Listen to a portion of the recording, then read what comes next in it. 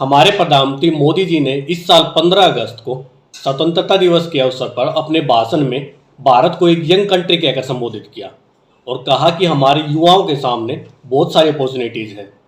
उन्होंने कहा, जहां एक तरफ दुनिया भर के देशों में जनसंख्या बुढ़ापे की तरफ बढ़ रही है, वहीं हमारा देश पूरी एनर्जी के साथ युवावस्था की तरफ बढ़ रहा है। मोदी जी कहते हैं कि यह एक ऐसा टाइम पीरियड है जिस पर गर्व किया जा सकता है, क्योंकि आज के समय हमारे देश में दुनिया में सबसे ज़्यादा 30 साल की कम उम्र के लोग हैं।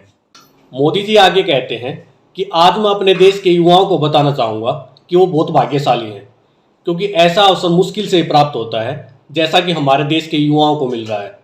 लेकिन इंडियन एक्सप्रेस न्यूज़पेपर ने centre for monitoring Indian economy का इकोनॉमिक आउटलुक डाटा को एनालिसिस किया और भारतीय वर्कफोर्स यानी कि कार्यशील जनसंख्या पर रिसर्च किया। इसके परिणाम काफ़ी विरोधाभासी थे। बेशक से भारत एक युवा जनसंख्या वाला देश है, लेकिन इसका वर्कफोर्स अर्थात इसकी कार्यशील जनसंख्या बुढ़ापे की तरफ बढ़ रही है। मैं आपको बताना चाहूँगा कि वर्कफोर्स यानी कि कार्यशील जनसंख्या में 15 से 59 आयु वर्ग के लोगों को गिना जाता है। पहले हम यह जानने की कोशिश करते हैं कि बुढ़ापे की तरफ बढ़ रही कार्यशील जनसंख्या का मतलब क्या है। सीधे साधे शब्दों में अगर बात करें तो भारत में जो लोग नौकरी में लगे हैं उनमें युवाओं की संख्या लगातार कम होती जा रही है और 60 साल के आसपास के लोगों की संख्या लगातार बढ़ती जा रही है।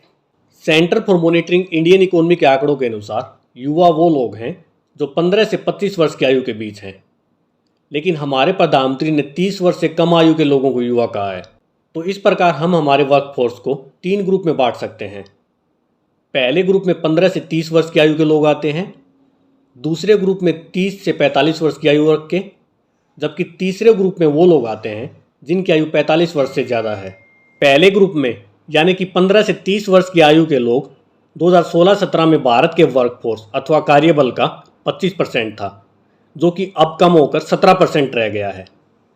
इसी टाइम पीरियड में दूसरे ग्रुप के लोगों का प्रतिशत 38 से कम होकर 33 रह गया है, जबकि इसी टाइम पीरियड में तीसरे ग्रुप यानी कि 45 वर्ष से अधिक आयु वर्ग के लोगों का वर्कफोर्स में प्रतिशत 37 से बढ़कर 49% हो गया है।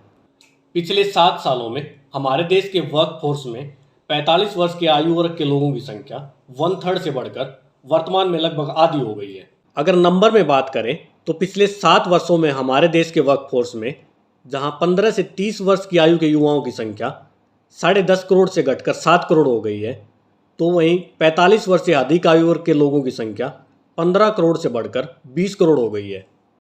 अब सवाल यह उठता है कि इतनी युवा जनसंख्या होने पर भी भारत का वर्कफोर्स बुढ़ापे की तरफ क्यों बढ़ रहा है।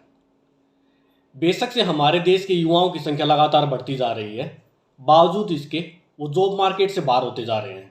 इस चीज़ को हम एम्प्लॉयमेंट रेट के माध्यम से अच्छे से समझ सकते हैं। किसी भी जनसंख्या या एज ग्रुप का एम्प्लॉयमेंट रेट यह दर्शाता है कि उस जनसंख्या या एज ग्रुप के कितने प्रतिशत लोग एम्प्लॉयड हैं अर्थात कार्यशील हैं। जैसे कि अगर 15 से 30 वर्ष की आयु के 100 लोग हैं और उनमें से 10 लोग नौकरी में लगे हैं, तो इस एज ग्रुप का एम्प्लॉयमेंट रेट 10% होगा।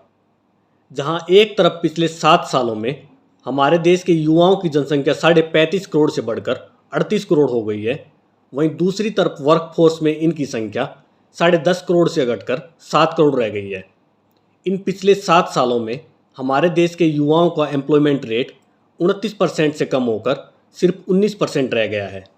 दूसरे एज ग्रुप यानी कि 30 से 45 आयु वर्ग के लोगों का भी एम्प्लॉयमेंट रेट इन 7 वर्षों में कम हुआ है, जबकि आश्चर्यजनक रूप से 45 वर्ष से अधिक आयु वर्ग के लोगों का एम्प्लॉयमेंट रेट सबसे कम गिरा है। पिछले 7 सालों में अगर सबसे ज़्यादा एम्प्लॉयमेंट रेट किसी एज ग्रुप का बढ़ा है तो वह है 55 से 59 एज ग्रुप के लोगों का। लास्ट में हम देखेंगे कि यह डाटा या एनालिसिस आखिर क्या दिखाता है। यह आंकड़े दिखाते हैं कि बेशक से हमारे देश के युवाओं की जनसंख्या लगातार बढ़ती जा रही है, लेकिन उनकी बढ़ती जनसंख्या भी उन्हें नौकरी की गारंटी नहीं देती है। हमारे देश का वर्कफोर्स लगातार बूढ़ा होता जा रहा है, क्योंकि हमारे देश के युवा जॉब मार्केट में अपनी छाप छोड़ने में कामयाब नहीं रहे हैं।